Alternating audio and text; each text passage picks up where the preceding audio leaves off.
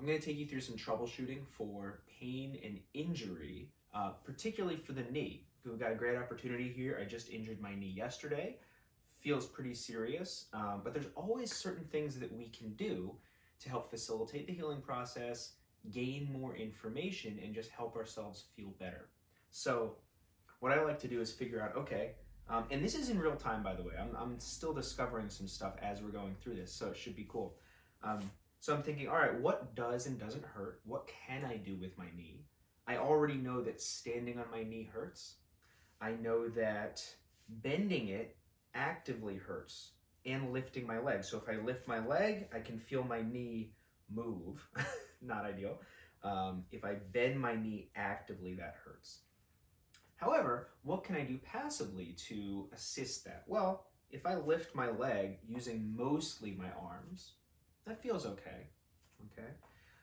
If I bend my knee passively with my arms, that's okay too. So right now, more active stuff. We got a little pop there, that's interesting. More active stuff is going to be painful, that seems to be the trend. So flexion and extension are our main movements at the knee. So how does extension feel? Well, active extension, actually okay, not terrible. As I start to fully extend, not really pain, but I get this stiffness right in here. I'm not going to push that too much, but this is something that I've been doing, just some quad squeezes. So I like to think with injury, how can I get the most movement possible at that joint? And how can I get the most movement at the surrounding joint and surrounding tissues? So even if I can't move my knee, I can move my ankle. Does that hurt? No. As long as I hold my leg and my knee in place, I can do ankle cars, and that's going to work all of these tissues. It's going to help facilitate blood flow and healing in the area that's injured.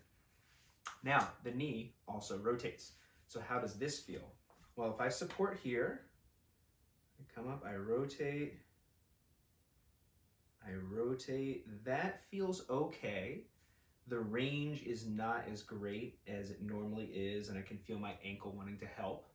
So with an injury, compare it to how it normally feels for you, not for other people. If you don't remember or you're not sure, you can compare it to the other side. They're always going to be different, but that comparison can still be useful. Okay, so I know rotations feel okay as long as I'm careful. So what I'm going to do, if I can find knee-specific movements that feel good or are neutral, I'm going to hammer those. I'm going to do them a lot.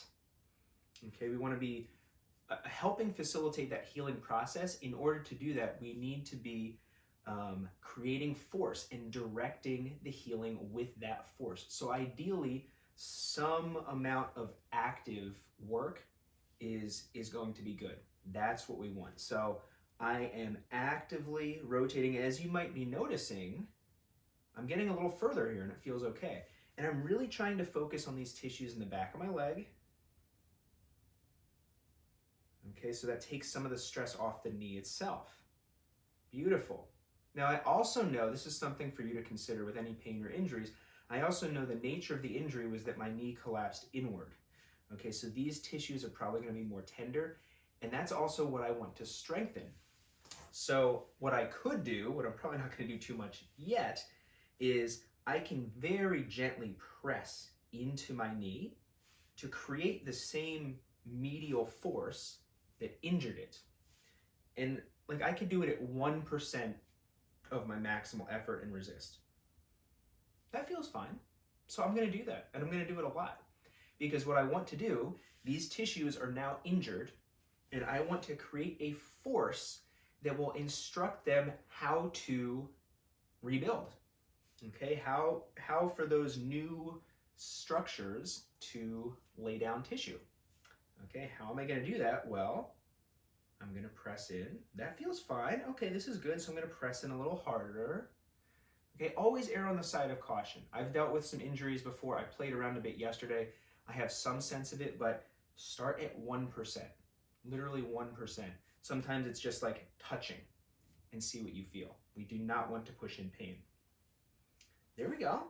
All right, so then I'm going to try to avoid pain at all costs. So That's not always going to be possible, which is why we are figuring out what pain-free movement we can do. So think of on a daily, on a weekly basis, can I get more pain-free experience than painful experience?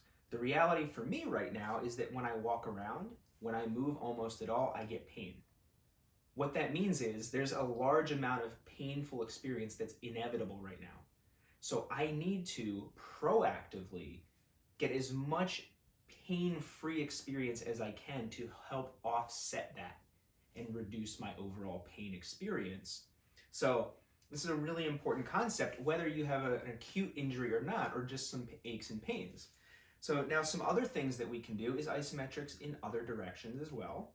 Okay, so I could bend my knee, I could hold it, and I could try pressing my shin into my hands. That actually feels okay. When you're doing this stuff as well, so I'm gonna relax a little bit. Okay, I can bend quite a lot, that's good. This is a good sign. And I'm gonna press into my hands again with my leg. So my effort, I'm gonna have to hold it so it doesn't hurt. My effort is to extend. The active extension doesn't feel awesome, but if I'm supporting the weight of my leg and pressing into my hands, that feels okay. Again, I'm only going maybe 20% of my maximal effort, and I'm easing myself into a little bit stronger contraction. The isometrics are really, really helpful because they can help reduce inflammation, they can help build strength, and again, direct how these new tissues that are flooding to the area are laying down. Okay, so we ideally don't want scar tissue created so much as we want these tissues laying down in an organized fashion that are going to accomplish what we want once everything is rebuilt. So some other things that I've been working on is rotations at different angles of knee flexion.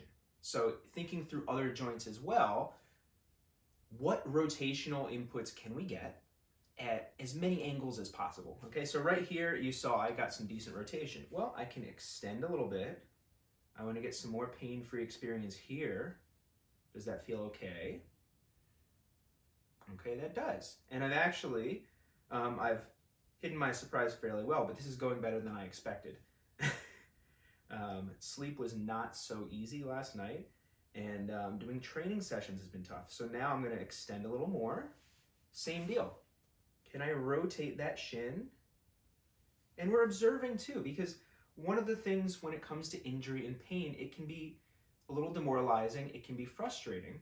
So it's important to do some assessment, see how things move, see how they feel, so that as the days and weeks go on, even if it's really subtle, you can notice the positive changes. If you are providing these type of inputs, you're going to see some positive changes. And that's important to acknowledge and celebrate that, just to help with your mindset. And when you start to notice progress, it can actually change your pain experience. It might not bother you so much, it might not be quite as cutting.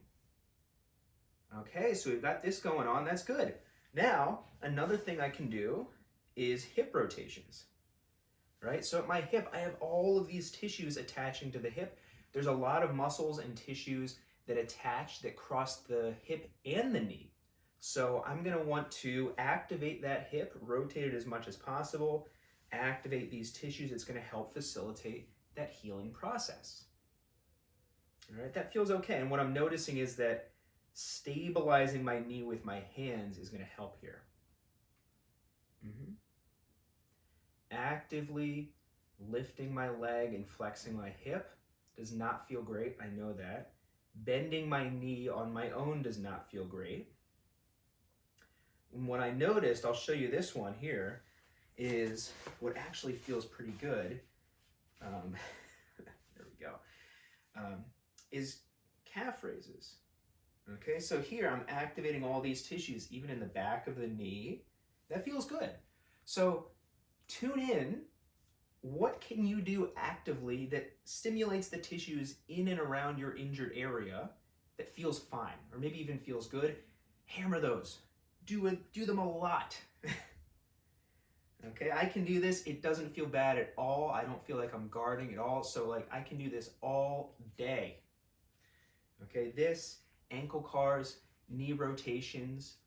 And I like to think, because pain is tough. It's not always consistent. If you're walking around on an injured area, it's going to be painful. So think about at the end of the day, and particularly at the end of the week, do I overall feel better than I did at the beginning of the week? And that will provide you some good information. If you go hour by hour, day by day, sometimes that can be challenging because it's going to fluctuate enough that it might be hard to really get a read on your trend. Okay, so this is good. That's great. Now, can I internally rotate? Good. And do the same thing. So we're hitting the tissues a little bit differently. Can I externally rotate and do that? I can actually. And then external rotation, I can feel a little more stress on this medial side where the injury occurred. But that actually feels okay. All right, so this is good. And then I can think about different stretches, and I want to be mindful of stretches with this injury. So always tune into what you're feeling, but I can I stretch my hamstrings? Can I stretch my leg? Doesn't feel great in here, so I'm not going to push it too much, but if I back off the stretch, again, I can straighten my leg. I can pull my toes up, right? So that's going to give me a little bit more of a stretch through here without actually feeling bad on this part of my knee. Good. So, but what I want you to do if you're dealing with injury is just creatively figure out, what can I stretch? What can I actively move? What can I passively move? How do I just stimulate flow of blood and nutrients through this area? The last thing we want to do, again, unless you're in absolutely severe pain and it's so unstable that you can't do anything, the last thing you want to do is stay totally still. It is not going to feel good if you do that. When I got back from shoulder surgery, right, like hours after they cut me open, I started doing isometrics. Really minor, 1%. But you can do this with almost anything as long as you tune into your body. So speaking of tuning in, another thing that you're going to want to do is observe your breathing.